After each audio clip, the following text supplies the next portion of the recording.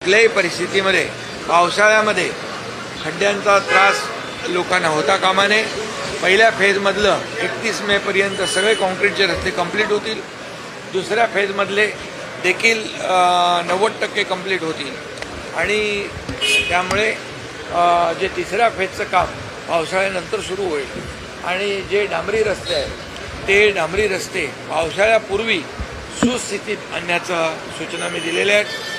नाले सफाईच्या बाबतीमध्ये देखील सूचना दिलेल्या आहेत। ज्या ठिकाणी पाणी वॉटरलॉगिंग होतं, पाणी साचतं, ते स्पॉट देखील माहिती आहे आणि त्यामुळे तिथं देखील मोठ्या प्रमाणावर यंत्रणा बसवण्याच्या सूचना दिलेल्या आहेत। होल्डिंग पॉन्ड आहेत ते देखील कार्यान्वित करण्याच्या सूचना दिल्या आहेत, जेणेकरून पावसाळ्यामध्ये पाणी साचून मुंबईकरांना त्रास होणार नाही या सर्व सूचना दिल्या। सर्व यंत्रणांनी त्याच्यामध्ये एक टीम बनून काम करावं अशा प्रकारचे निर्देश दिलेले आहेत। त्याचबरोबर मोकळे फुटपाथ हे लोकांसाठी चालण्यासाठी आहे आणि म्हणून महापालिका आयुक्तांना मी सांगितलेलं एक स्पेशल ड्राईव्ह घेऊन हे सगळे फुटपाथ जे आहेत ते फुटपाथ लोकांना चालण्यासाठी असले पाहिजेत आणि हे फुटपाथ सुस्थितीत असले पाहिजेत, फुटपाथ सुरक्षित असले पाहिजे यासाठी बजेटमध्ये एक वेगळी तरतूद करण्याच्या देखील सूचना दिलेल्या आहेत, जेणेकरून मुंबईतले सगळे फुटपाथ